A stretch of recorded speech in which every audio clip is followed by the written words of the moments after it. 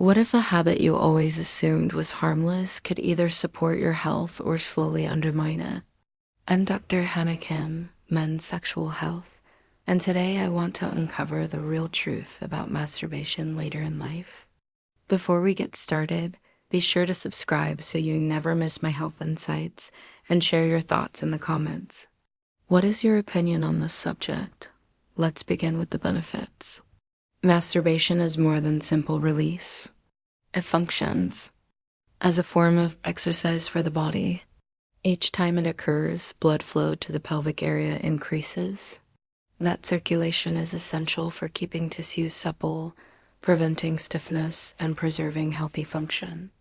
Think of it like stretching a muscle. When movement stops, strength gradually fades. But when muscles are used gently and consistently, they remain active and alive.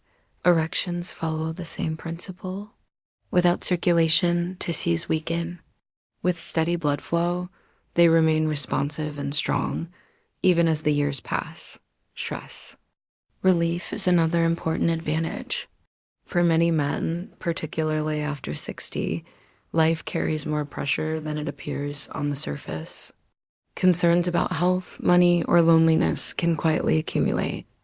Masturbation stimulates the release of endorphins, the body's natural chemicals that soothe the mind and create a sense of pleasure. Afterward, many men notice a clear shift. Their shoulders drop, their thoughts feel lighter, and sleep may come more easily. This effect goes beyond the physical act. It helps reset the nervous system, offering a pause from the constant mental noise of daily life. In this way, masturbation becomes not only a sexual outlet, but also an emotional tool for restoring calm and balance. Prostate health is another consideration. As men age, the prostate can become more sensitive and prone to congestion, leading to discomfort, pressure, or urinary difficulties. Gentle, regular release may help prevent excessive congestion.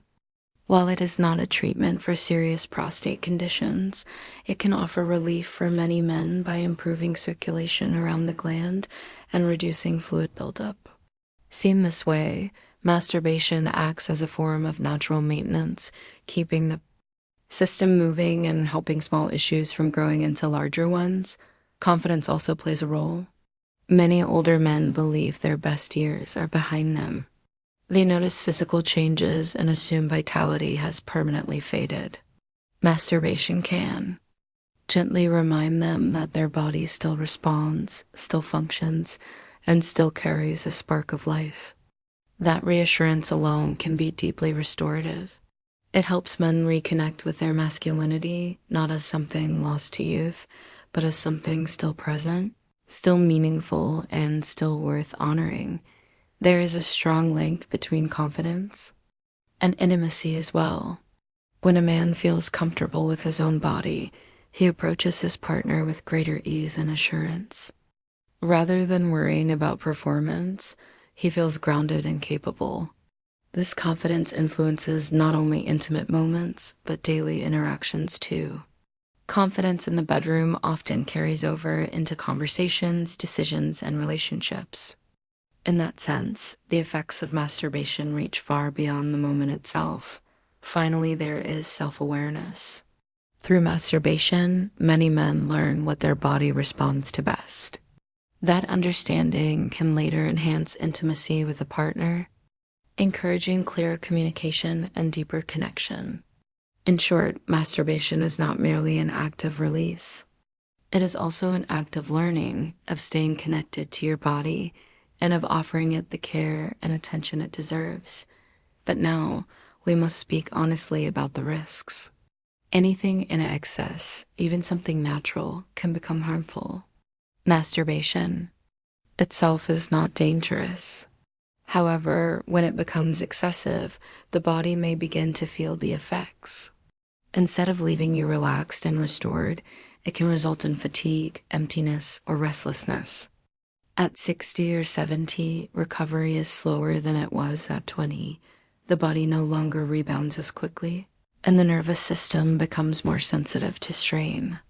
What once felt simple can, when overdone, lead to exhaustion, reduced motivation, or irritation of the skin and tissues. Habit is another layer to consider. Many older men, especially those who live alone, begin using masturbation as their primary source of comfort.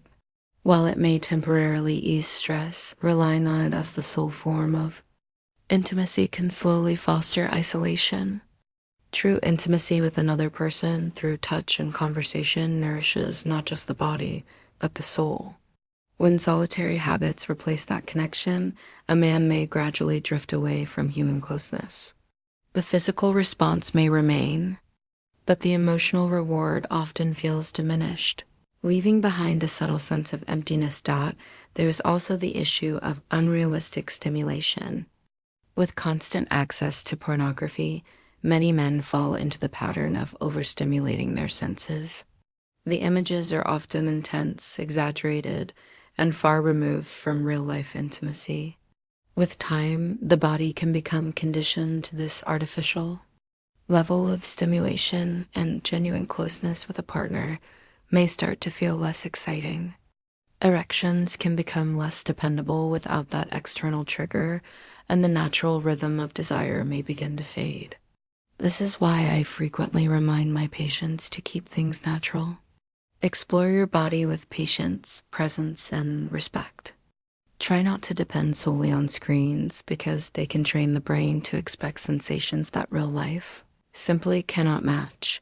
Another risk that is often overlooked involves the nervous system. Too much stimulation can increase sensitivity in certain areas while dulling it in others. Some men find they finish too quickly because their nerves have become overly reactive. Others experience the opposite, needing much longer to feel satisfied, which can turn the experience into frustration. Both situations can create stress and self-doubt, when in reality, the issue is not aging itself, but overstimulation. We also need to acknowledge existing medical conditions.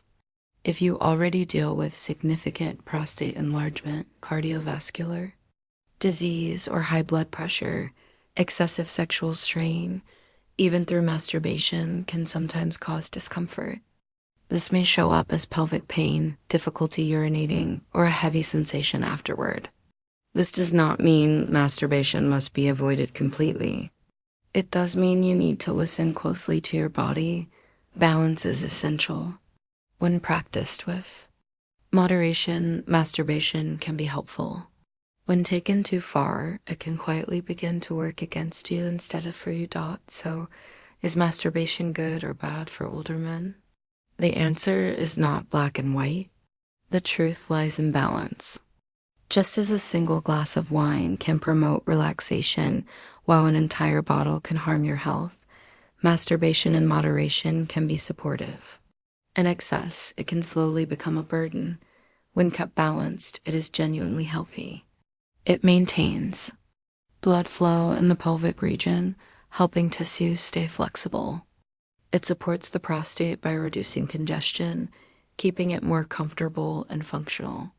It lowers stress, calming the nervous system, and it reminds you in a very personal way that your body is still alive, still capable, and still yours.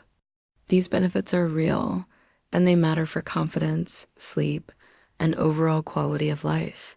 But honesty is important. When masturbation becomes excessive, compulsive, or a way to escape loneliness or stress, it can backfire. Too much can leave you feeling drained, weak, or emotionally disconnected. Instead of lifting you up, it may quietly pull you down. And when it replaces real intimacy, when self-touch becomes a substitute for the warmth of a partner, it can deepen. Feelings of isolation, leaving you feeling more alone than before. This is what I tell my patients. Think of masturbation as a gentle form of exercise. A daily walk keeps the body healthy, but running marathons every night will exhaust you. For most men over 60, once or twice a week is completely normal. It provides enough circulation and release to support health while preserving energy for the rest of life. There is another important point. Focus on quality rather than quantity. Move slowly with awareness, almost as if it were a ritual. Use the time to connect with your body, to understand what relaxes you and what feels good. Do not rush and do not treat it like a test to check off. When approached this way, the experience becomes nourishing instead of draining. Above all, pay attention to how you feel afterward. Your body is always communicating with you.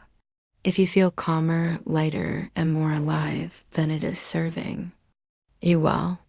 But if you notice fatigue, emptiness, or restlessness, that is a clear signal to slow down, adjust your approach, and allow yourself more rest. Balance is not about strict rules or numbers. It is about self-awareness. If you are willing to listen, your body will guide you.